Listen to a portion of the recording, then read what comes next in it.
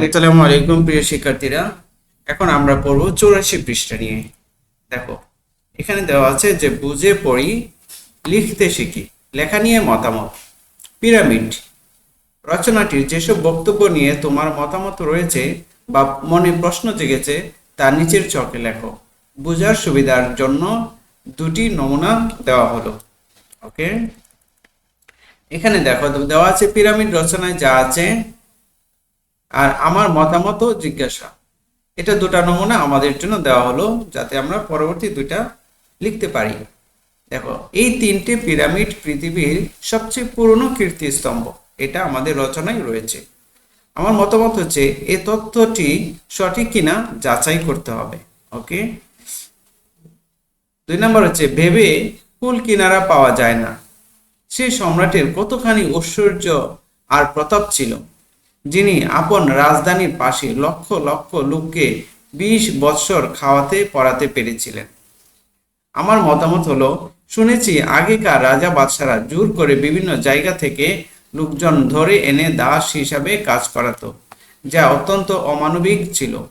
Pyramid বানানোর সময়ে এ ধরনের কিছু ঘটেছিল কিনা কি জানতে হবে। ওকে, পিরামিড রচনায় যা আছে আমার মতামত জিজ্ঞাসা।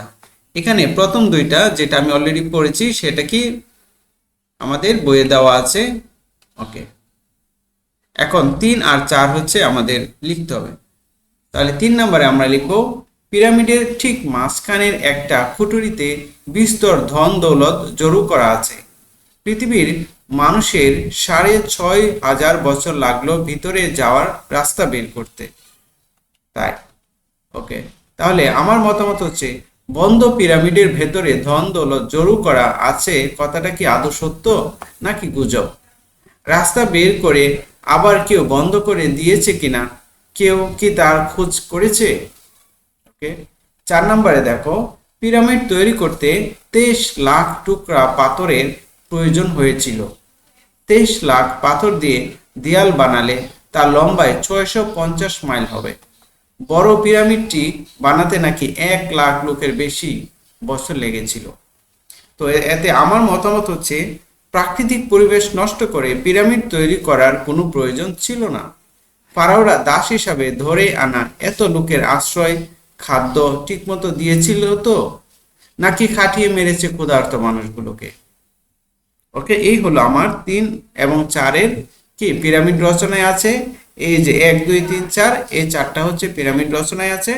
আবার আমরা কয়টা লিখেছি এখানে, এই নিচের 2টা লিখেছি, 3 আর 4 লিখেছি কারণ 1 আর 2টা কি নমুনা হিসেবে বইয়ে দেওয়া আছে। ওকে, তাহলে আমরা পরবর্তী অংশে যাই। এখন 85 পৃষ্ঠায় আছে, দেখো বিবরণ লেখার কৌশল, অর্থাৎ কোনো একটা বিবরণ কিভাবে আমরা লিখব। দেখো, কোনো বিবরণ লেখার কৌশল। আচ্ছা, কোনো স্থান, বস্তু, বিষয় বা ঘটনার বিবরণ দেওয়া হয় যে ধরনের রচনায় তাকে বিবরণমূলক লেখা বলে।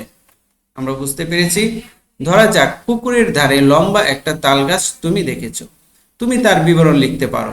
বিবরণ লিখতে পারো জন্মদিনের সন্ধ্যা কিংবা নিজের জীবনের বিশেষ কোনো ঘটনা। নিজের চোখে দেখা বিষয় নিয়ে যেমন এ ধরনের লেখা তৈরি করা যায়, তেমনি অন্যের লেখা পড়ে বা অন্যের মুখে শুনেও বিবরণমূলক রচনা লেখা যায়। বিবরণ লেখার জন্য বিষয়টি সম্পর্কে ভালো ধারণা থাকা দরকার। এজন্য লেখা শুরু করার আগে বিষয়টি ভালো করে পর্যবেক্ষণ করতে হতে পারে। বিষয়টি নিয়ে পড়াশোনা করা যেতে পারে অথবা অভিজ্ঞ লোকের সহায়তা নেওয়া যেতে পারে।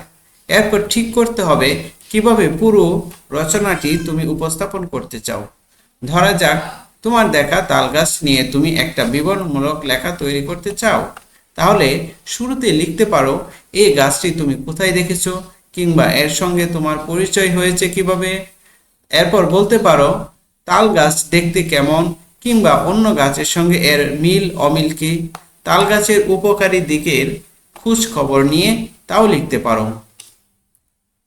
ওকে, তারপর হচ্ছে লেখার ভাষা সহজ সরল রাখাই ভালো। বিবরণমূলক লেখায় আবেগ প্রকাশের ব্যাপারটি মুখ্য নয়, তবু তোমার ব্যক্তিগত আবেগ অনুভূতি যুক্ত হতে পারে। মূল বিবরণের পাশাপাশি লেখার শুরু ও শেষটা যাতে আকর্ষণীয় হয় সেদিকে খেয়াল রাখা দরকার। এ ধরনের লেখায় অনুচ্ছেদের সংখ্যা কম বা বেশি হতে পারে।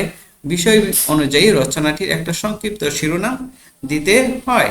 ওকে, বিবরণ লিখি। এখানে দেখো দেওয়া আছে মানুষের তৈরি পুরনো কোনো স্থাপত্য নিদর্শনকে পুরাকীর্তি বলে। তাহলে পুরাকীর্তি কাকে বলে? মানুষের তৈরি পুরনো কোনো স্থাপত্য নিদর্শনকে পুরাকীর্তি বলে। বাংলাদেশে অনেক পুরাকীর্তি আছে যেগুলোর কোনোটি হাজার বছরের বেশি পুরনো, যেমন বগুড়ার মহাস্থানগড়, নওগাঁর সোমপুর বিহার, বাগেরহাটের ৬০ গম্বুজ মসজিদ, দিনাজপুরের কান্তজির মন্দির, ঢাকার আহসান মঞ্জিল ইত্যাদি।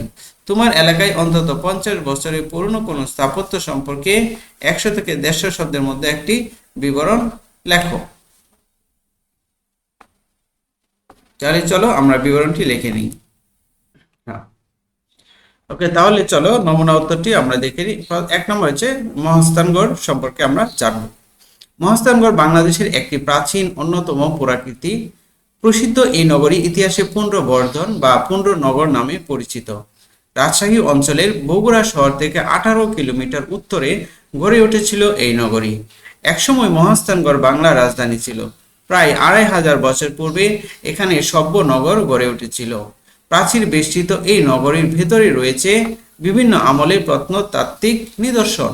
বিখ্যাত চীনা পরিব্রাজক হিউয়েন সাং 639 থেকে 645 খ্রিস্টাব্দের মধ্যবর্তী সময়ে পুন্ড্রনগরে এসেছিলেন। তার বর্ণনা থেকে জানা যায় এটি ছিল বৌদ্ধ শিক্ষার জন্য একটি প্রসিদ্ধ স্থান। চীন ও তিব্বত থেকে নানা ভিক্ষুরা আসতো এখানে বৌদ্ধ শিক্ষা চর্চা করার জন্য।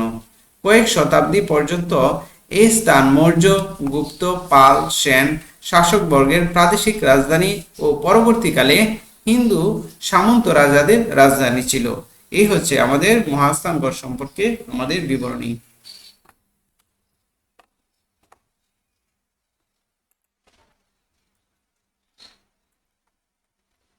ওকে প্রিয় শিক্ষার্থীরা, তাহলে আমরা মহাস্থানগড় সম্পর্কে একটা বিবরণী লিখেছি। পরবর্তী পরিচ্ছেদের সমাধান পেতে আমাদের চ্যানেলটিকে সাবস্ক্রাইব করে ফেলো। সবাইকে অসংখ্য ধন্যবাদ।